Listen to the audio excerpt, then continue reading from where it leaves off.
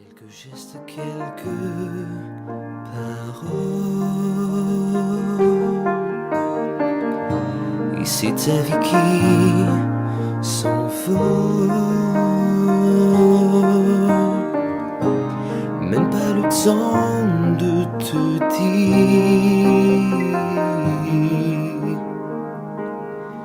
combien je t'aimais avant de partir. C'est ton sourire qui s'efface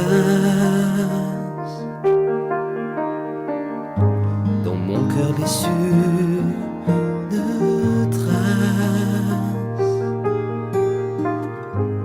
Et tes paroles résonnent encore.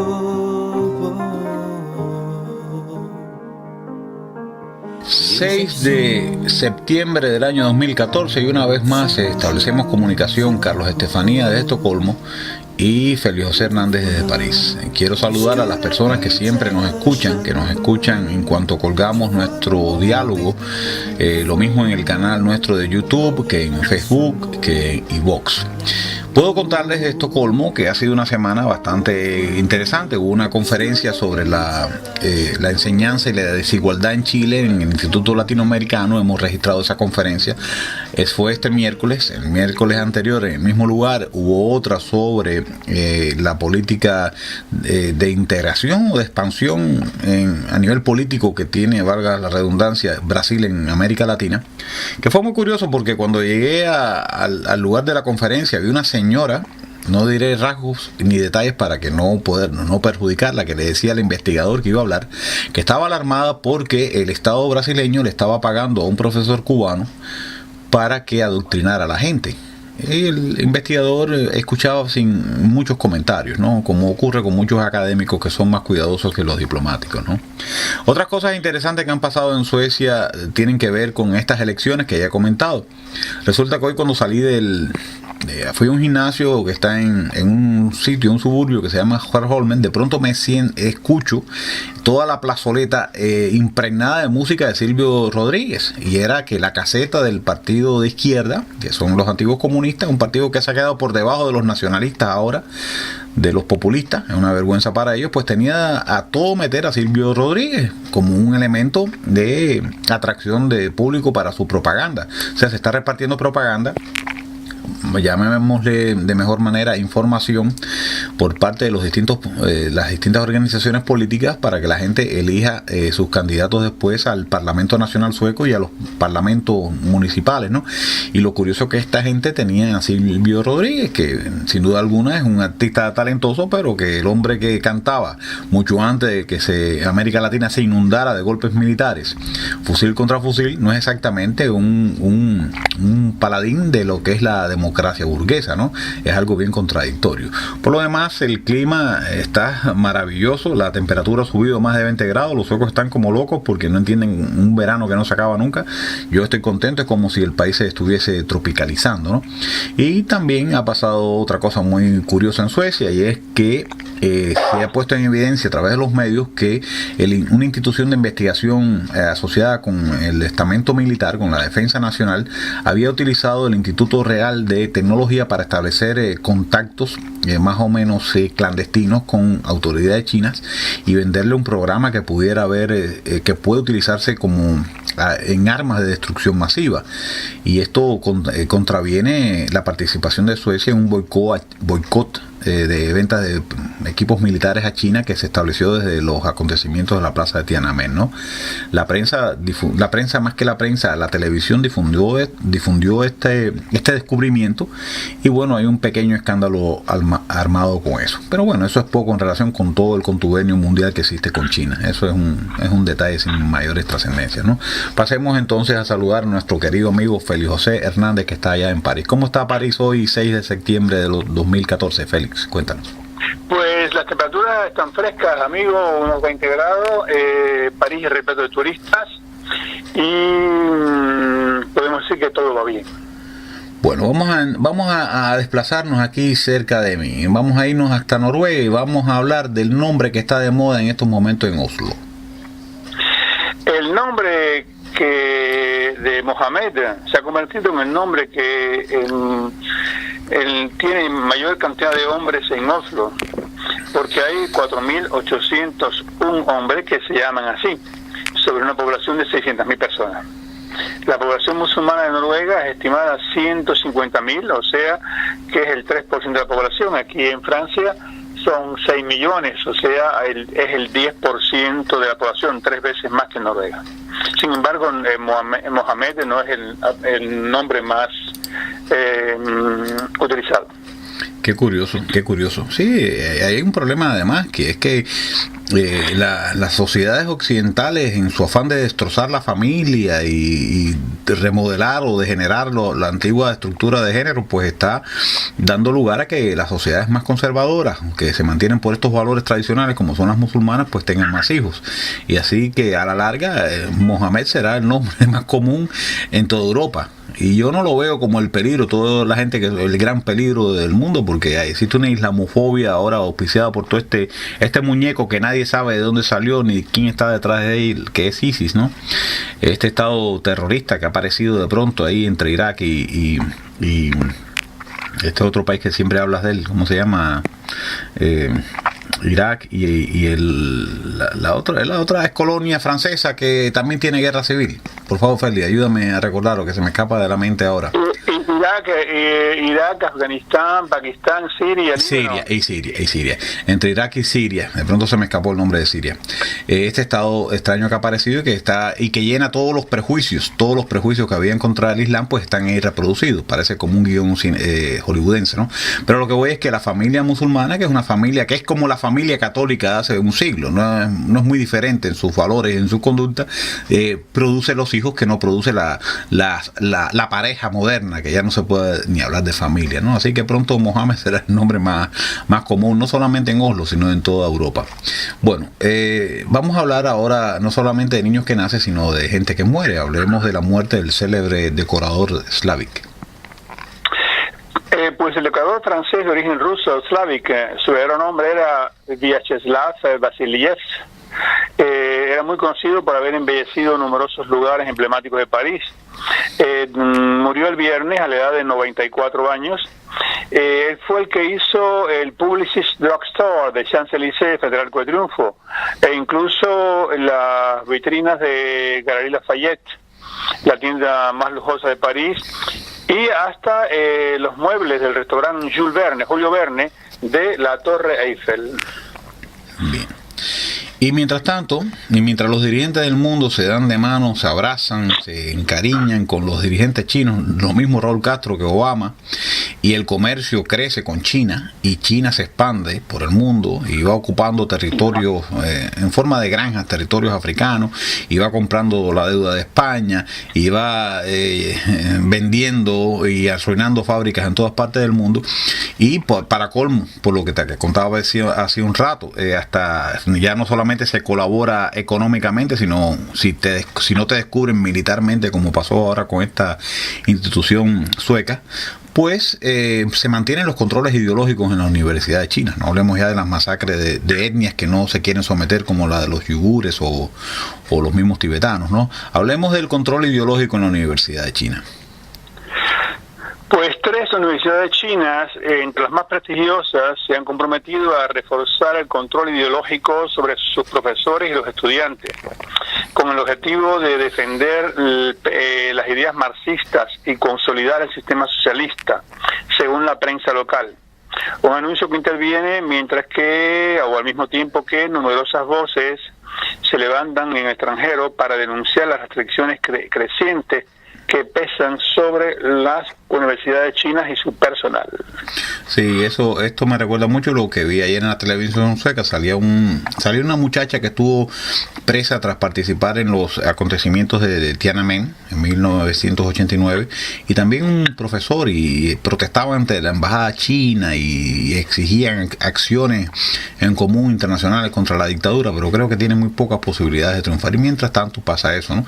Además que es una doble moral, porque llamar marxista a la China de hoy como a la China de Mao tampoco es un engaño. Han hecho del marxismo una especie de teología con la cual se justifican todas las barbaridades que ocurren en ese país, ¿no?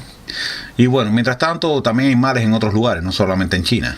Cuando aparece la cocaína y aparecen 7,6 toneladas de cocaína en peligro de llegar a Francia, yo creo que también es algo que nos ocupa, y esto ocurre más al occidente que al oriente. Entremos en ese asunto.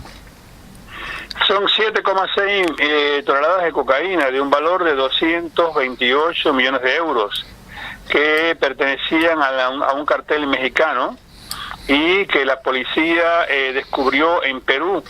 Se trata de la cantidad más grande de la historia del país en ser detectada por la policía. La droga había sido escondida al interior de pedazos de carbón y el destino final era España, Francia y Bélgica. Pues yo pienso que hay que seguir dando la batalla contra la droga, aunque creo que ya tienen la batalla ganada. Hay mucha gente interesada en auspiciarla, ¿no? Y después vamos a volver sobre el asunto, ¿no?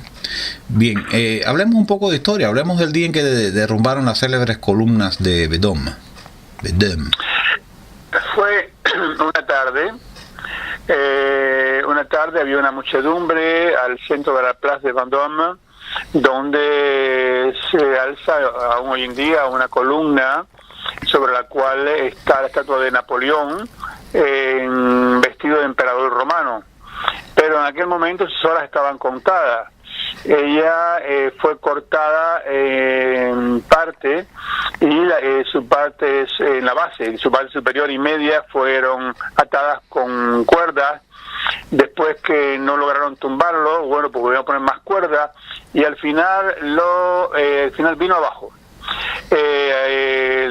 Habían tambores que estaban tocando y la columna fue arrancada de su base, se partió en varios pedazos cuando cayó en medio de una nube de polvo. Edificada en el año 1810 en honor a la victoria del ejército de Napoleón en Austerlitz. Los escombros de la columna quedaron en tierra. Eso fue el 16 de mayo del 1871 y fue obra de los comuneros de la Comuna de París. Qué cosa tan curiosa esa que dice. Bueno, tienes algo más que contar, ¿no?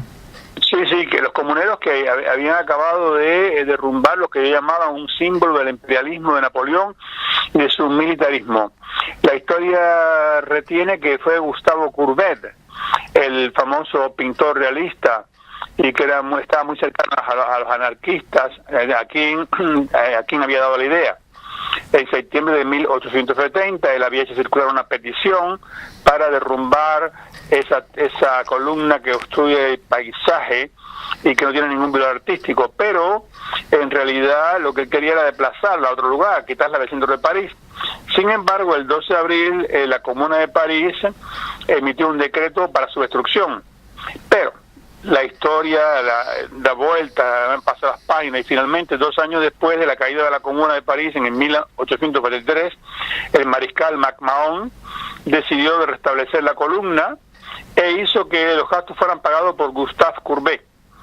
En total 300.000 francos de aquella época. Quedó arruinado, todos sus bienes, su casa, sus cuadros, todo fue confiscado, pero el pintor murió antes de ver la columna puesta en su lugar, lo que no impidió lógicamente que se reconstruyera y hoy en día es una atracción turística. Sabes que es muy curioso lo que cuentas porque, y además muy paradójico, ¿no? La Comuna de París queda en el imaginario socialista como uno de los pedestales, como uno de los elementos que después llevarían al final al establecimiento de la sociedad, de los llamados socialismos reales, ¿no? Siempre cuando tú te formabas en estos países, pues entonces era contada la historia de la comuna y sobre todo las apreciaciones positivas o negativas que hacían más de ella, pero más positivas que negativas, como un elemento fundamental para la realización de esa nueva sociedad.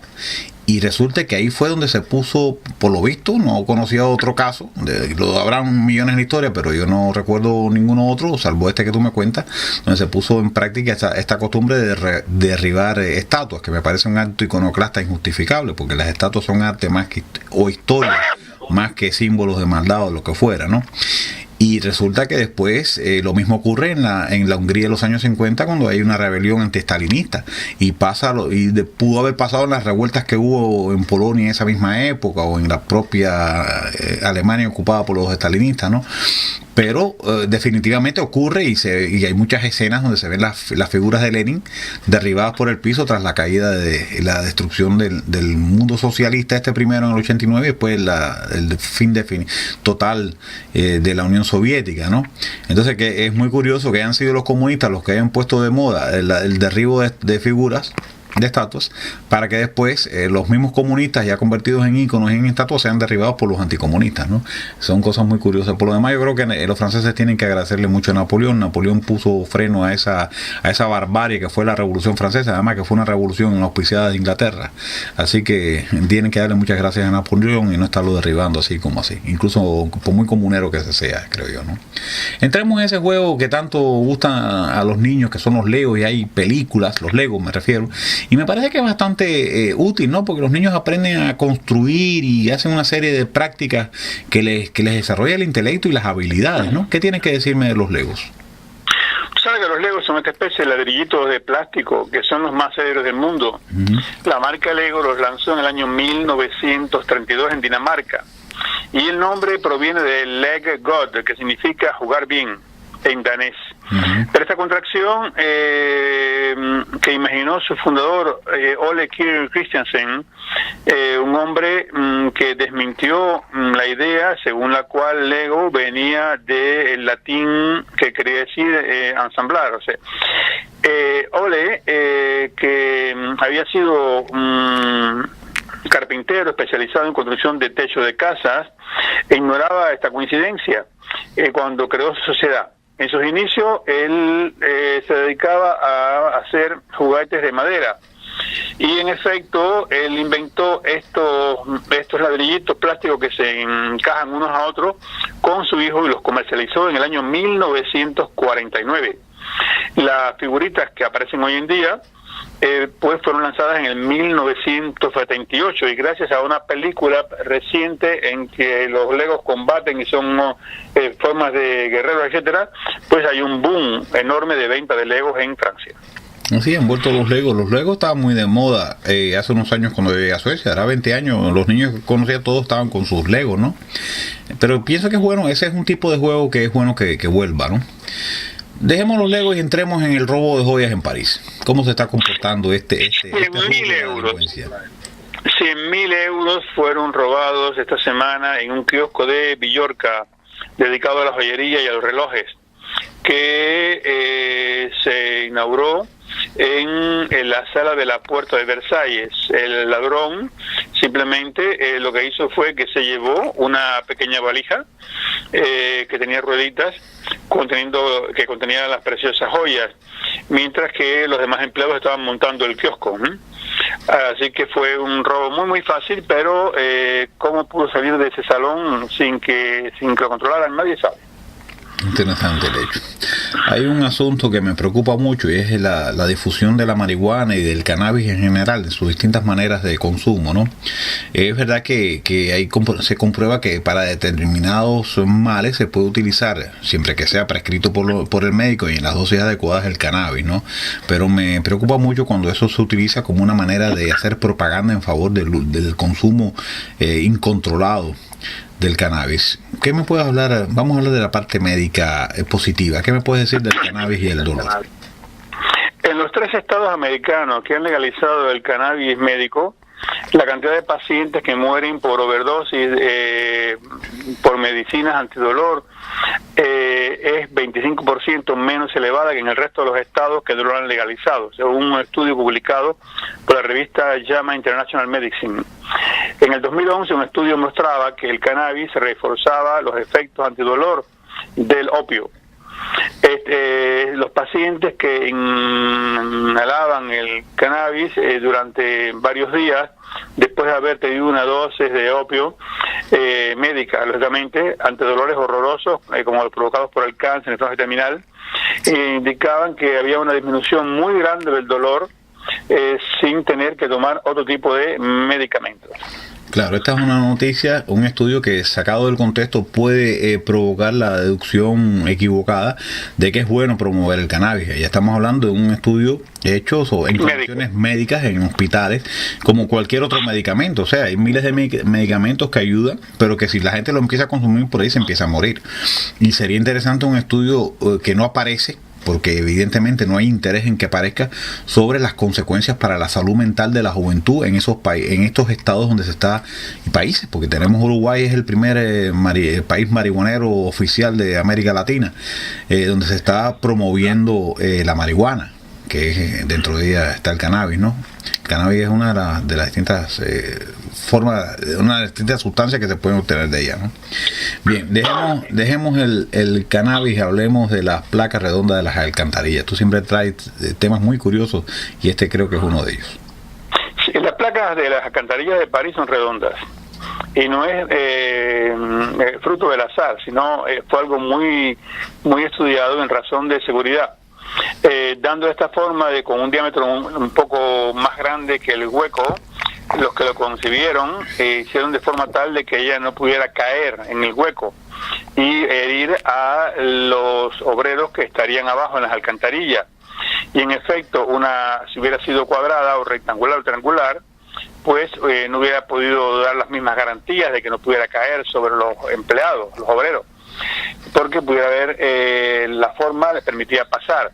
Otro segundo elemento en favor de la forma circular es su aspecto práctico, y es que como son muy pesadas, son de hierro, al ser redondas pues se pueden hacer deslizar, pesan decenas de kilos, como una rueda, de un lugar a otro cuando los obreros las quitan para trabajar. Esto es interesante, además que uno las ve en distintas ciudades del mundo que he estado, he visto estas placas redondas y parece que la idea viene de Francia. Me parece algo muy interesante, ¿verdad? Bueno, dejemos las placas redondas de las alcantarillas y hablemos de los desnudos que andan libremente por Múnich. Pues en Múnich te puedes pasear por la calle tranquilamente desnudo sin ningún problema. Es lo que te puedes encontrar en cualquier momento si caminas por cualquier calle. En efecto, desde el mes de abril el nudismo es legal en la ciudad. Sin embargo, una zona, Baviera, que se dice que es muy conservadora. No lo parece, ¿eh? Porque en realidad el desnudo es parte, según los especialistas, de la cultura germánica. El culto del cuerpo, depilado o no, pero bueno, esto es otro debate, se desarrolló en el país desde hace casi un siglo, y es en Alemania, es ahí donde fue fundada la primera playa nudista de Europa en el año 1920. Entonces, bueno, me parece inútil gritar que es un exhibicionismo en las orillas del río Isar o en los jardines ingleses de la ciudad. Estos lugares donde se ven actualmente los turistas, ven a los alemanes pasear desnudos tranquilamente, respetando la tradición y las leyes. Mira, cuando se habla de la cultura, yo diría más bien de la barbarie germánica, ¿no? Incluso ahora recuerdo muchas escenas de estas películas de romanos, donde ellos se enfrentan a los bárbaros alemanes, los teutónicos, a los pueblos en el bosque teutónico y los tipos venían semidesnudos y con unos pedazos de cuero y parecían unos salvajes realmente, comparado con los romanos, ¿no? Que se veían tan civilizados, ¿no? Y a mí me llama la atención, hoy casualmente yo tenía que atravesar, porque fui al gimnasio donde estoy yendo a hacer ejercicio, ¿no? Entonces hay una cosa que a mí me parece aberrante, y es que los hombres entran con las niñas, con sus hijas, al lugar donde se están cambiando los hombres. Es una cosa que ha incorporado incluso los extranjeros que viven aquí. O sea, yo creo que una niña no tiene que estar en un lugar donde hay hombres desnudos, ¿no? Pero aquí es muy normal, y a esta hora aquí Suecia también es un país germánico, ¿no? Y ahora me hablas de Múnich, donde la gente anda desnuda en medio de la ciudad sin respetar niños, ni adultos, ni nada. Yo creo que el problema es que la civilización latina todavía no se logró imponer del todo en esa Alemania y en el resto de los pueblos germánicos. Entonces a cada rato se le sale el salvaje, porque Pudiéramos hablar también de la cultura de los Yanomamis en Brasil, que andan medio desnudos, o los pueblos estos subsaharianos que también andan desnudos, de los pigmeos, etcétera. O sea, yo creo que la desnudez es un rasgo de más bien de barbarie que de cultura. ¿Okay? Es mi visión, ¿no? Pero bueno, dejemos a los encueruzos de Múnich y hablemos de los privilegiados perros húngaros. Bueno, esto es una curiosidad, porque entre las leyes votadas por el Parlamento húngaro podría hacer reír si no relevara un carácter nacionalista firmado que reivindica el poder en Budapest. Los parlamentarios húngaros dan una especie de preferencia nacional inédita que se ha extendido a sus amigos de cuatro patas. Y así el derecho fiscal permite a los contribuyentes que poseen un perro de raza húngara de beneficiar de algunas ventajas. Una forma de incitación a consumir húngaro. Bueno, hablando de perros húngaros, ¿no? Estaba mirando ahora en estas elecciones que hay un partido aquí que se llama el Partido de los Animales. Entonces me llama la atención que en Suecia, si los húngaros tienen privilegios con sus perros, en Suecia los suecos tienen privilegios con sus animales. No existe un partido de los inmigrantes, que son los más discriminados que hay aquí, siendo un 20% de la población, pero existe en cambio un partido de defensa de los animales, ¿no? Así que así funciona Europa, incluida Hungría, que está dentro de ella, ¿no? Otra cosa que me preocupa mucho es el despilfarro en los supermercados y cómo toda la industria alimenticia entre comillas, y a través de su aparato de publicidad nos hace consumir tantos productos que al final muchos de ellos hay que botarlos, porque por más que consumimos hay más, ¿no? ¿Qué tienes que decirme sobre el despilfarro de comida en los supermercados? Pues mira, unos 60 diputados de todos los partidos políticos acaban de proponer una ley para poner fin o disminuir el despilfarro de los alimentos en los supermercados y hipermercados. Ellos desean que los productos que están a punto de vencerse, aquí por ejemplo, si todo producto que se venza mañana, hoy lo tiran a la basura los supermercados, porque saben que mañana nadie comprará un producto que se vence en el mismo día. Y entonces ocurre siempre cuando falta 1 o 2 días para que se venzan. Entonces ellos proponen que obligar a los mercados y supermercados a dar toda esa cantidad de comida a las asociaciones caritativas que preparan comidas para los pobres. Bueno, está bien, siempre y cuando no pase lo que estaba leyendo en un libro de un especialista sobre temas de azúcar. Hablaba de un niño latino en Estados Unidos, que el niño era obeso, ¿no? Y el niño no tomaba Coca-Cola, pero se tomaba miles y miles de vasos de jugos que son dados a las organizaciones no gubernamentales para alimentar a estos niños. Y resulta que son unos jugos muy azucarados que están siendo incluso pagados con dinero del Estado para ayudar a la gente menos poseída, y resulta que los hace daño. Entonces esperemos que no pase otro tanto con estos productos que se van a deshacer en los supermercados, que a lo mejor son los más azucarados o los que tienen peores grasas, ¿no? Esperemos que venga el segundo paso, que sea la selección del alimento, ¿no? Bueno, dejemos el tema del alimento y pasemos al chinito terrible. El Liu Mai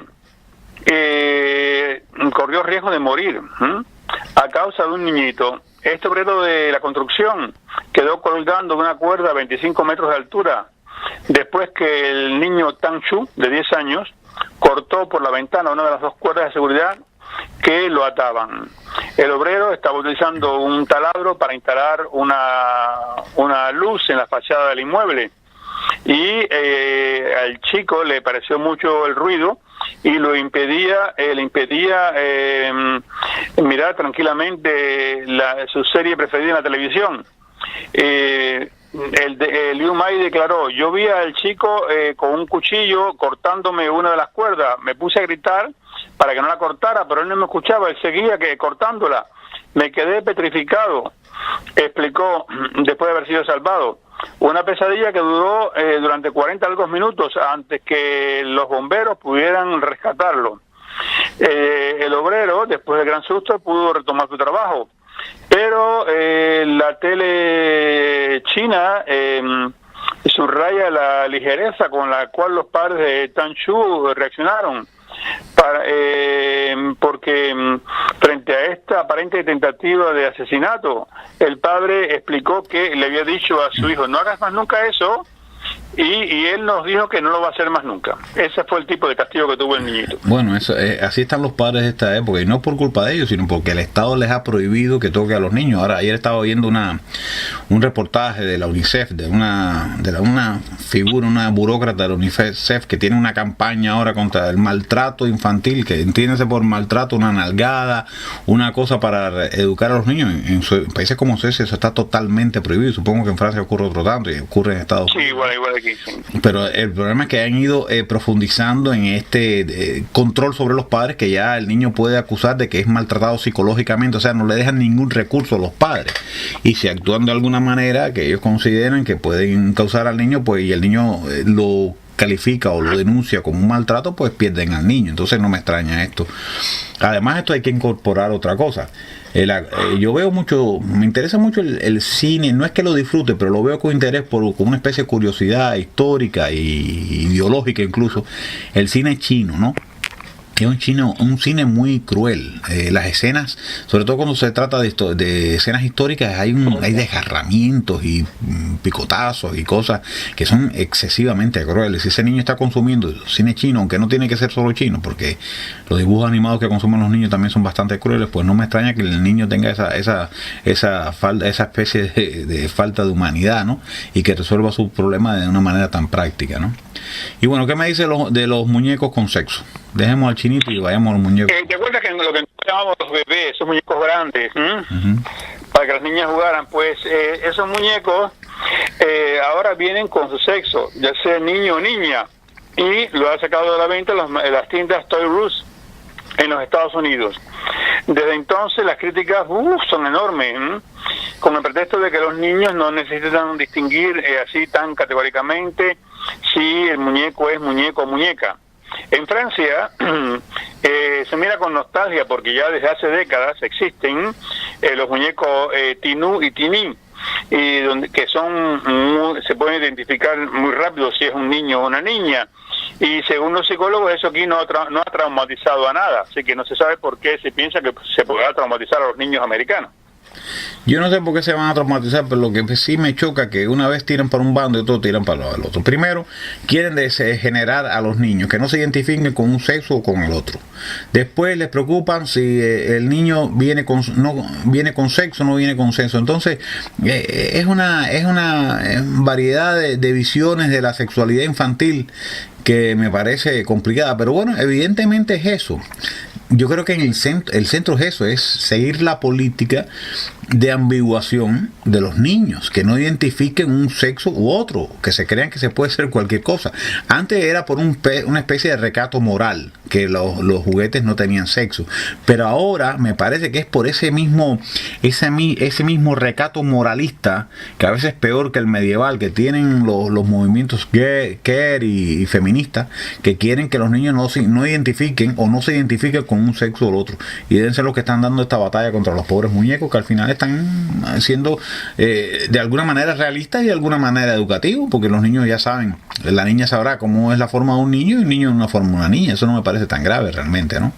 Pero sí pasa que resulta que estas corrientes más modernas pues resulta que son más puritanas que las antiguas, y yo creo que son las que están dando esta lucha contra los muñequitos estos, o contra los juguetes, ¿no? Pasemos ahora al tema de los choferes imprudentes. No, perdón, antes hablemos de fumar en los coches con niños, ¿no? Y seguimos así Sí, el automóvil se considera como un lugar privado, y para luchar contra el tabaquismo, los diputados británicos se han pronunciado en favor de una prohibición de fumar en los coches cuando haya niños en su interior. Antes de lanzar una prohibición total para todos los pasajeros, algunos países como los Estados Unidos, Canadá, Chipre, África del Sur ya prohibieron el tabaco en los automóviles cuando haya menores en el interior de él. Una medida motivada por los estudios científicos que convergen. En efecto, fumar en un automóvil provoca una tasa de contaminación del aire en el interior por las partículas finas 3 veces superior al nivel máximo preconizado por las OMS. para pasar el tiempo en el semáforo, pues sería mejor que la gente llevara chicles o chewing gum, como se dice. Me gustaría mucho que esa campaña contra el tabaco se hiciese con la misma fuerza contra la marihuana, ¿no? Volviendo al tema de antes. Y te comento como cosa curiosa, hay un español que tiene en el canal, en YouTube tiene un canal que él creo que se llama Mundo Desconocido. Ayer estaba viendo una de sus películas, ¿no? De sus videos, y era precisamente sobre la prohibición del tabaco. Él tenía una teoría un poco conspiranoica, ¿no? Y hablaba que la prohibición del tabaco responde al interés del Estado por prohibirnos más cosas, no sé qué, y usaba como argumento, que no me parece un argumento de peso, el hecho de que los nazis también prohibían el tabaco. Los nazis llevaron una lucha contra el cáncer y contra distintas enfermedades para su gente, indiscutiblemente, y él usaba como argumento negativo que prohibieran el tabaco. Creo que no es un buen argumento, porque los nazis hicieron barbaridades, pero algo bueno debieron haber hecho también para que ganaran tanta gente que los apoyaba, no solamente en Alemania, sino en el resto de Europa, incluso en América Latina, ¿no? Pero el hombre decía una cosa que me pareció sí muy curiosa, ¿no? En su argumento en favor del tabaco, decía que su padre, que nunca había fumado, pues murió muy tempranamente con malestares en los pulmones, ¿no? Y yo me acordé de mi abuelo, que fumaba como una chimenea y murió a los 96 años. Entonces eso me hace también pensar hasta qué punto todos estos descubrimientos sobre el cáncer que provoca el tabaco son realidad o no son realidad, ¿no? Habría que investigar más ese tema, ¿no? Pero en todo caso, esta misma histeria que hay con el tabaco y los niños debería verla con la marihuana, y evidentemente no lo hay. Ahí te das cuenta que hay siempre una doble moral, ¿no? Hasta en la prohibición de ciertos consumos, ¿no? Y bueno, ahora sí creo que podemos hablar de los choferes imprudentes. El 45% de los franceses declaran haber pasado los límites de velocidad en las carreteras durante las vacaciones. Confiesan que ellos no miran siempre el contador de la velocidad, pero la inatención no es solamente la única razón invocada. El 44% de todos los automovilistas dicen que ellos aceleran cuando hay poco tráfico en las carreteras. Muy bien. Y de los choferes imprudentes que hay en Francia, vamos a entrar en el consumo de medicamentos. 48 cajas, amigo. 48 cajas de medicina son consumidas por cada francés al año. O sea, 3 de cada 10 cajas son reembolsadas. Reembolsadas son medicamentos genéricos. Y el medicamento que más se consume en Francia es el paracetamol, según un informe de la Agencia Nacional de la Seguridad Médica. Y de lo que estoy seguro es que no hay una correlación de curas, de enfermedades con tanto consumo de medicamentos, ¿no? Al contrario, esta industria farmacéutica, médica, que lo mismo ataca a Francia que a Estados Unidos, que a Suecia, está produciendo medicamentos que lo que hacen es crónicas las enfermedades, ¿no? Y sabrá Dios que otros daños nos están haciendo por dentro, ¿no? Me preocupa la situación de ese consumo excesivo de medicamentos, sobre todo en Francia, ¿no? Y bueno, de los medicamentos pasemos a una cosa que es mucho más útil, yo creo, que es el abanico. ¿Qué me cuentas de los abanicos? Los abanicos existían en la antigüedad. En Egipto el faraón se hacía proteger de las moscas gracias a los esclavos que agitaban una especie de abanico gigantesco, flabellum, montado sobre, los visto en muchos grabados, en cuadros, en las películas. Se hacía con plumas de avestruz, con hojas. El objeto servía para refrescar al soberano, ¿no? Los griegos, después los romanos, también lo utilizaron, incluso en la liturgia católica. En el siglo XII se convirtió en algo pequeño, lo redujeron, y fue algo en el siglo XVI elegante para las damas, y fue en ese siglo en que lo hicieron plegable, como conocemos hoy en día. Muy bien, muy bien. Bien, y del abanico entremos en el asunto del baba al rum. Inventado en el siglo XVIII, el baba al rum. Su nombre proviene del libro de las 1001 noches. Stanislas Leczinski, rey de Polonia, había pedido a su dulcero, al pastelero Nicolás Stoyer, que le hiciera una especie de receta a partir del cogluf, que era un pastel muy popular, pero que él encontraba muy seco. Y él lo que hizo fue que le echó alcohol Y el rey mismo dijo, esto es un Alí Baba, en referencia al cuento de Alí Baba y los 40 ladrones. El dulce, al inicio, pues estaba bañado en vino de Málaga. Pero después de algunas pruebas, pues decidieron echarle ron y se convirtió en el baba al ron, que es el dulce preferido de los napoletanos. Este dulce fue introducido después en Francia por la reina María Leczinska, esposa de Luis XV e hija de Stanislas Leczinski. Ella lo había traído con ella el famoso pastelero, y la pastelería existe aún hoy en París. Bueno, ya de París podemos viajar por el mundo, porque tú siempre traes temas que tienen que ver con el mundo, a veces históricos, a veces de actualidad. Y un tema que para mí es muy curioso es el asunto de la pequeña colonia trotskista que se formó en México, ¿no? ¿Qué te parece si hablamos de esto? Pues en el año 37 se jugaba algo importante en México. Al inicio en Tampico, donde llegó el Rus, un petrolero noruego. A bordo de él venía León Trotsky y su mujer Natalia Ivanovna. Desde hacía 10 años el antiguo jefe del Ejército Rojo era un vencido que erraba por el planeta Tierra, pero Stalin quería matarlo. Y los proscritos fueron acogidos por una mujer que tenía unas cejas muy anchas, una artista, Frida Kahlo. Ya habían llegado a México otros ya, como Mayakovsky, Dos Pasos, la fotógrafa Tina Modotti, Sandino, es obrero de la Huasteca Petroleum y futuro líder de la guerrilla nicaragüense. Traven, autor del famoso Tesoro de la Sierra Madre, y formaban lo que ellos llamaban la pequeña banda de los 13. Son los héroes de este libro que escribe ahora, que se llama Viva, que escribe Patrick Deville.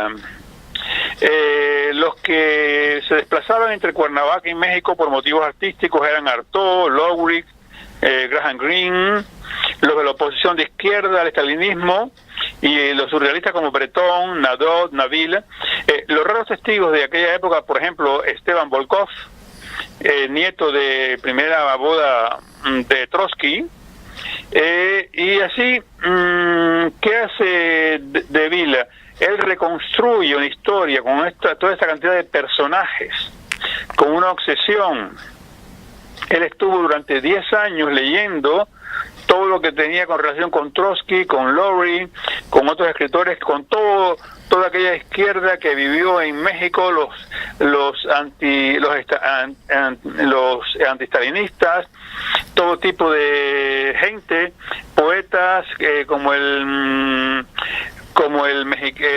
Cravan, que era sobrino de Oscar Wilde, Traven, o sea, todos ellos se unen, y a través de unas mujeres como Frida Kahlo, como Tina Modotti, como la periodista bolchevique Larissa Reisner, y el resultado es vertiginoso. Es un verdadero rompecabezas de personajes, y que él, con gran genio y con gran humor, lo presenta en este libro que se llama Viva. Parece que estamos viendo una película. El padre de la Cuarta Internacional es tratado con indulgencia, y cuando él se rasca el chivo, como decimos en Cuba, frente al autor del Donald McLean, que después se convertiría en un espía soviético. La asociación de todos estos elementos, de toda esta gente tan distinta, provoca una especie, es como una visión en cinemascopio de la historia. El 7 de junio del 44, el porvenir de Europa se juega en las playas de Normandía, y sin embargo, eso todo el mundo lo sabe, pero lo que no sabe nadie es que ese mismo día Malcolm Lowry salvó de la cabaña que había cogido candela en Columbia Británica a Dollarton, y en el año 57, el año de la muerte de Diego Rivera y de Malcolm Lowry, aparece que nace en Tampico Rafael Guillén, el futuro comandante Marcos, que durante la insurrección de los indios en Chiapas utilizó las fotos de Che Guevara, de Zapata y también de Antonio Artaud. O sea que es un pêle-mêle, como dicen los franceses, eso es un rompecabezas enorme y todos los personajes en el mismo libro. ¡Viva! Bueno, nada más que 2 personajes de ese libro ya son suficientes para crear una novela, ¿no? Que es la relación, me refiero a Trotsky y Frida Kahlo. Y además que es un personaje muy controversial cuando hablo de... Bueno, cada uno es muy controversial. He encontrado documentos que hablan del financiamiento que recibió Trotsky de bancos norteamericanos, controlados por hebreos norteamericanos, en víspera de la Revolución Rusa. O sea, es una cosa que nadie quisiera comentar, ¿no?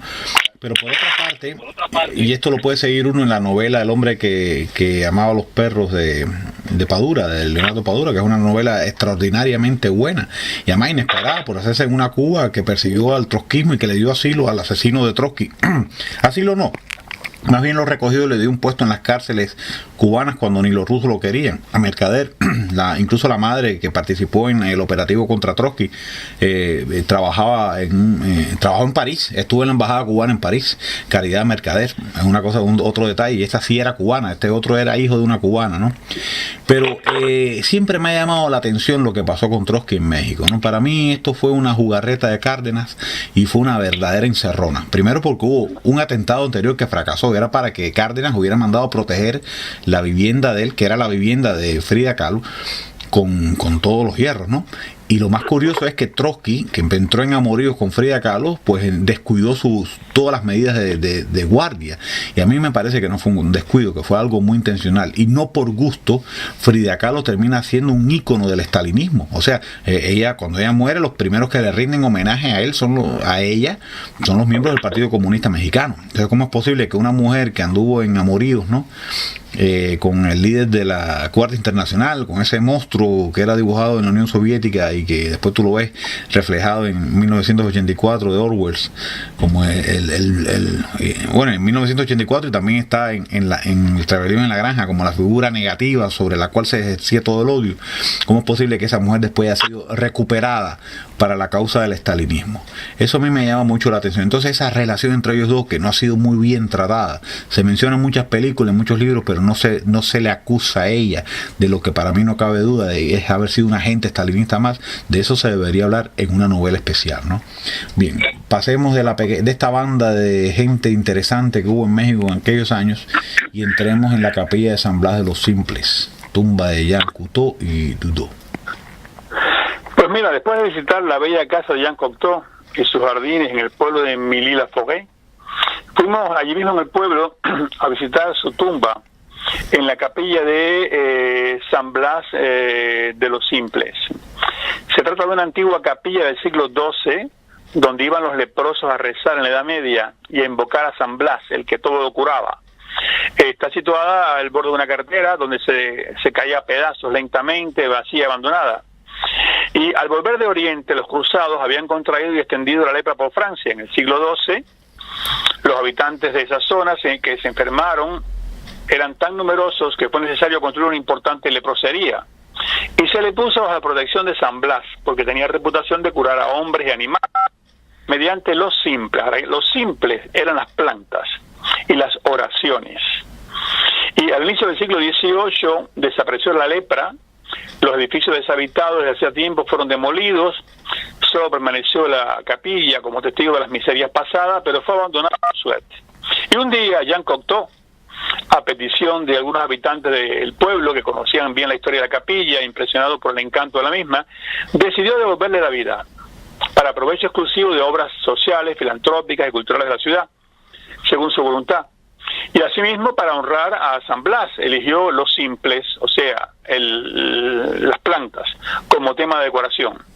De ese modo plasmó sobre sus paredes magníficos trazos floridos que suben hasta el techo, como un ruego hacia el cielo. Son todas plantas de la región que, cultivadas en nuestros días, son más conocidas por todos como plantas medicinales.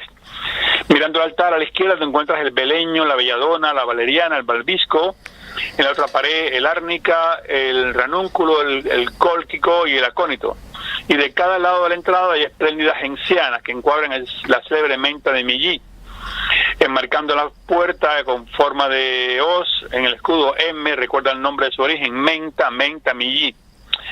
Al fondo del altar, en el altar mayor, hay un triángulo que recuerda a la Santísima Trinidad, y hay un Cristo de las espinas, con la cabeza inclinada sobre su brazo, como si sufriera. A la derecha y a la izquierda, en los nichos, hay coronas de espinas de hierro, son un trabajo de origen local, así como 2 candelabros realizados con simples horcas de heno, todo según las ideas de Jean Cocteau. Sobre el altar hay una lápida sepulcral de un caballero de retorno a las cruzadas que lleva la cruz de Jerusalén, la cual no era concedida más que a los leprosos muertos en la leprosería. Y en el ángulo izquierdo, en un baúl, se encuentran las reliquias de San Blas. Ahora, la firma de Jean Cocteau está cerca de la vieja pila de agua bendita de piedra entre las patas de un gato medieval que representaba al demonio en la Edad Media y que quiere desafiar al ángel con alas de pájaro que está liberando a Cristo. Desgraciadamente la humedad ya ha borrado las primeras letras de Jean. En esta capilla, elegida entre las que él decoró, porque él decoró varias, donde todo es dulzura, belleza y simplicidad, Jean Cocteau deseó descansar en paz.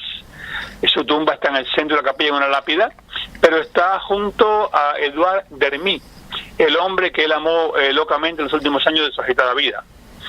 A los pies de una baldosa que tapa la tumba aparecen los 2 nombres y el epitafio. El epitafio de Jean Cocteau que escribió dice: "Je reste avec vous", me quedo con ustedes.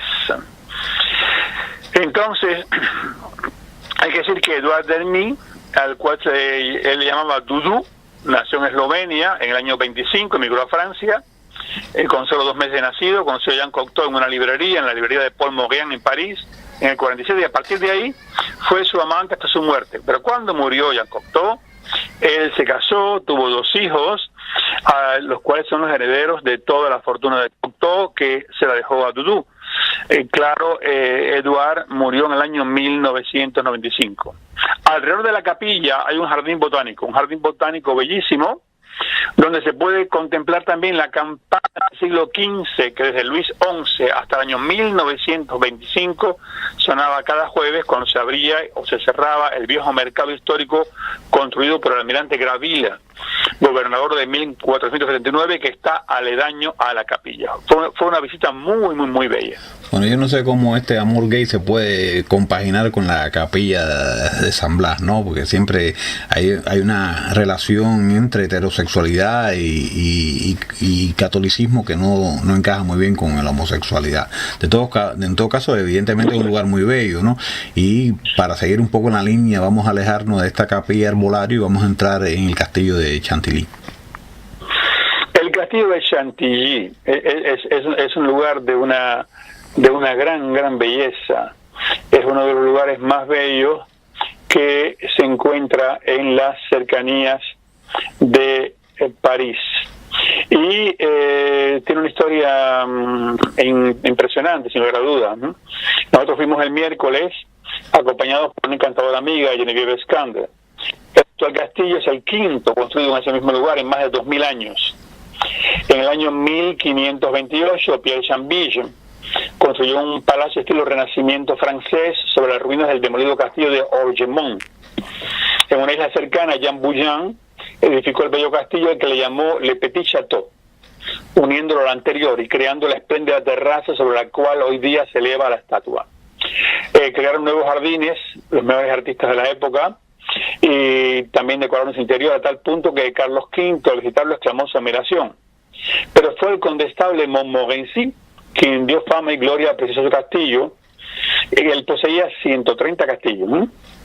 Alrededor de ese personaje se han tejido muchas leyendas, como la que fue quien resolvió el problema de la esterilidad de Caterina de Médicis, o la que cuenta que fue compañero de juego de infancia de Francisco I y consejero íntimo de Enrique II.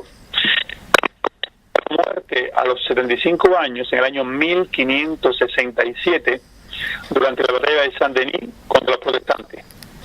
5 heridas provocadas por sendas espadas, 2 martillazos en la cabeza, una flecha que le rompió la columna vertebral, y no obstante todo, antes de caer tuvo aún la fuerza para romper la mandíbula a un enemigo con el puño y su espada. Es la leyenda, ¿no? Enrique I de Montmorency, hijo del gran condestable, heredó el castillo, y entre sus huéspedes ilustres estaba a menudo nada menos que el rey de Francia. Enrique IV. A pesar de sus 54 años, se enamoró apasionadamente de la quinceañera Charlotta, hija del nuevo condestable. Y el rey se las arregló para casar a Charlotta con Enrique II de Borbón, conde, pues este era un chico torpe y tímido, por lo cual imaginaba que sería gentil, entre comillas, en cuanto a las futuras relaciones entre su joven esposa y el rey. Pero el monarca no podía imaginar que los recién casados se escaparían del castillo en plena noche de bodas, yendo a refugiarse en Bruselas bajo la protección del rey de España. La ira de Enrique IV fue enorme, suplicó, amenazó, llegó a pedir la intervención del Vaticano, pero todo fue inútil. Solo después de que el rey francés murió asesinado por Ravaillac, los jóvenes y enamorados fugitivos regresaron a Chantilly, en donde vivieron hasta el año 1830. Como tú puedes constatar, las intrigas de la corte de Francia son numerosas, pero lo mejor viene ahora. Enrique II de Montmorency era hijado del rey Enrique IV. Como era caballero intelectualmente brillante, se casó con María Felicie Orsini, encantadora ahijada de María de Médicis. Y Marie Felicie era cultivadísima, y sus mejores amigos eran los poetas Maigret y Théophile de Vieux. Este último llamaba Sylvie a su amiga y protectora. Y como todos comenzaron a llamarla así, el nombre quedó en la historia. En el fondo del gran parque del castillo hay una mansión construida en el año 1604 por Enrique IV, que por esa razón se llama la Maison de Sylvie. Y Enrique II, empujado por las intrigas de Gastón de Orleans, hermano de Luis XIII, osó rebelarse nada menos que contra Richelieu.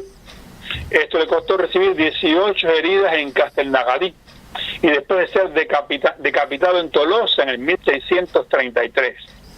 Las dos esculturas de Michelangelo Buonarroti, llamadas Los Esclavos, pasaron a manos del célebre cardenal, y hoy se pueden admirar en el Museo del Louvre, mientras que las que están a la entrada de Chantilly son copias de las mismas. La pobre Marie Felicie, desesperada, se retiró al convento de la Visitación de Moulins hasta el día de su muerte. O sea que este castillo es bellísimo, pero también tiene mucha historia. Evidentemente es mucha historia. Yo pienso que entonces, ya después de haber disfrutado de esa historia de Francia, que es muy rica y muy interesante, y sobre todo por esas mismas intrigas a las cuales tú haces referencia, ¿qué te parece si ya vamos dándole punto final a esta charla de este sábado 6 ¿de qué mes estamos? El mes 9, septiembre, ¿no? Septiembre del 2014, con el cubano libre Reinaldo Arenas. Pues yo también he leído la biografía de Reinaldo Arenas, escrita por la brillante catedrática francesa Madame Liliane Asson. Es el resultado de una peregrinación hecha por la autora en compañía de la fotógrafa Suzanne Nagui por los lugares en donde vivió, trabajó y amó el gran escritor cubano: San Cristóbal de La Habana, Holguín, Miami, New York. En todos esos lugares entrevistó amigos, familiares y amantes del cubano. Ya en la portada nos ofrece la invitación para leer este libro conmovedor, pues vemos Arenas aparentemente en el Central Park de New York, cubierto por esa nieve que a él tanto le gustaba. Está separado de una pista de patinar sobre hielo por una cerca de las que llamábamos Pirles en la Perla de las Antillas. Al centro de la contraportada aparece de nuevo una cerca Pirles en la que cuelga un candado abierto. La misma nos separa del mar, o sea, ese mar que también amó Arenas, pero que ahora cubierto por un cielo color gris plomo. Gracias a la princesa Asson, como la llamaba el cubano en su libro El color del verano, el gran público galo ha conocido una parte importante de la obra del escritor.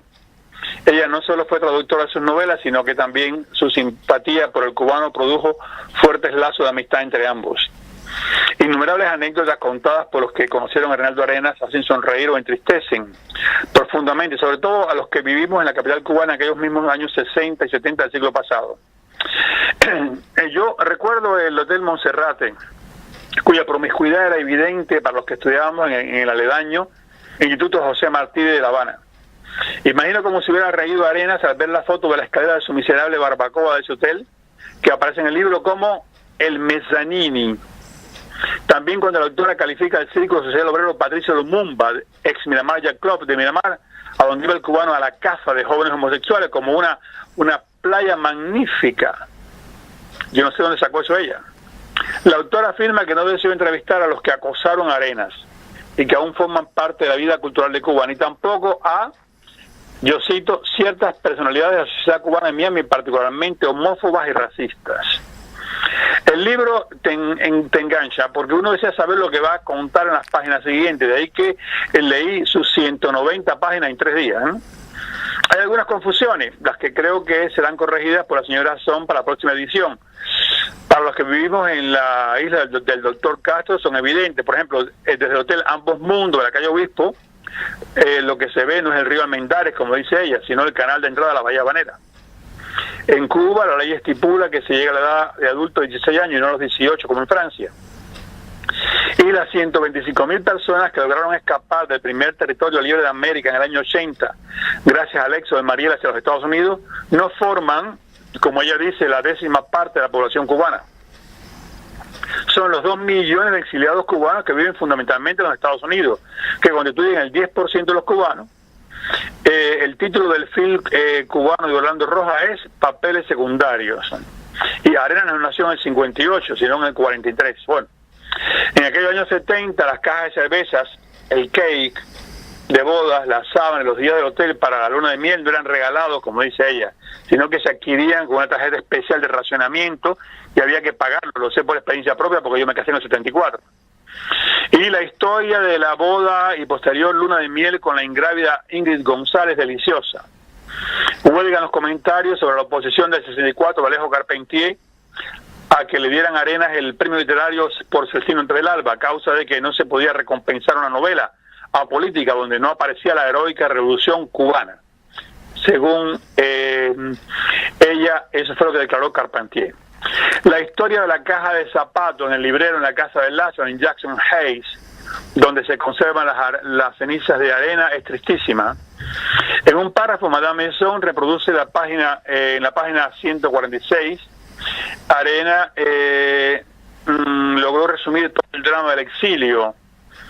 Y Arena se escribe, lo más terrible para un exiliado es la inmensa soledad que se desprende de una masa indiferente y por lo menos implacable. Lo paradójico de esta soledad es el anonimato. Es precisamente esto la garantía de la libertad. Más adelante la intelectual Gala escribe lo que para mí es una gran verdad. La nostalgia del exiliado se confunde con la de la juventud perdida. No obstante, ella nos acompaña de una obsesión permanente, del regreso a Cuba, del regreso al pasado. Un pasado que no existe. El libro termina con la reproducción de la conmovedora carta de despedida de Reinaldo Arenas, que murió en el año 90. Tú sabes que es uno de los escritores latinoamericanos más importantes, y le escribió novelas, ensayos, poesías. Disidente homosexual, se opuso al régimen de Castro, por tal motivo conoció la cárcel y el exilio. Entre sus obras más conocidas se encuentran El Mundo Alucinante del 69, El Palacio de las Blanquísimas Mofetas del 80 y Antes que anochezca, del cual se hizo una película muy famosa, que Bardem, el actor español, hizo una performance extraordinaria en el papel de Arenas, que incluso lo llevó a estar propuesto para el Oscar masculino. Liliana Son, ella es catedrática universitaria, ha traducido 8 libros de Reinaldo Arenas y ha escrito ensayos sobre el mismo y sobre la cultura cubana. Y Susana Nagui estudió fotografía en Budapest, su ciudad natal, y vive en París desde el año 77. Espero que salga este libro editado en español para mandárselo a mis amigos a Cuba. Bueno, evidentemente es un libro apasionante, pero un libro cargado de pifias. Yo espero que la autora escuche qué pasa en París y rectifique las próximas ediciones, ¿no? Los disparates que dice. Sin duda alguna él es un gran escritor y yo disfruté mucho Antes que anochezca y me pareció bastante decorosa la película que se basa en esa novela, o esa novela autobiográfica, es realmente prácticamente una autobiografía, ¿no?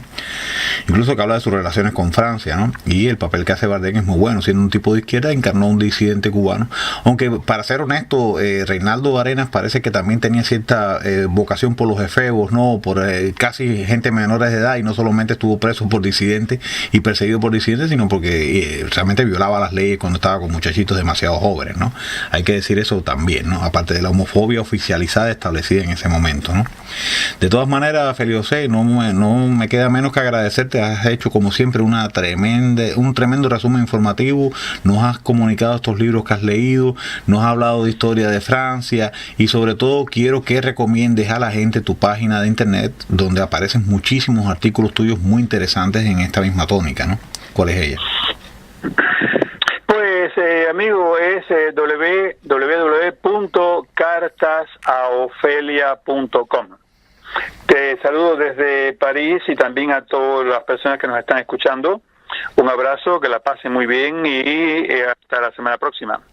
Pues por mi parte yo solo espero que hayan disfrutado los que escuchan este diálogo, además que tengo constancia de ello, cada vez que lo cuelgo en Facebook yo veo la cantidad enorme de gente que se interesa, incluso en comparación con otros artículos, a veces muy profesionales, que enlazo proveniente de medios muy oficiales. No, Félix José y su charla desde Francia es uno de los elementos más cotizados en la página de Facebook de Cuba Nuestra, ¿no?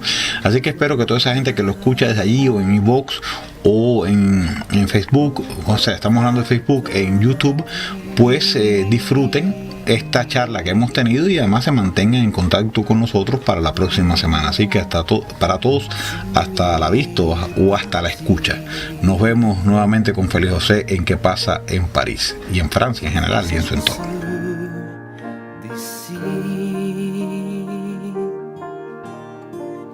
Dans mes pensées ici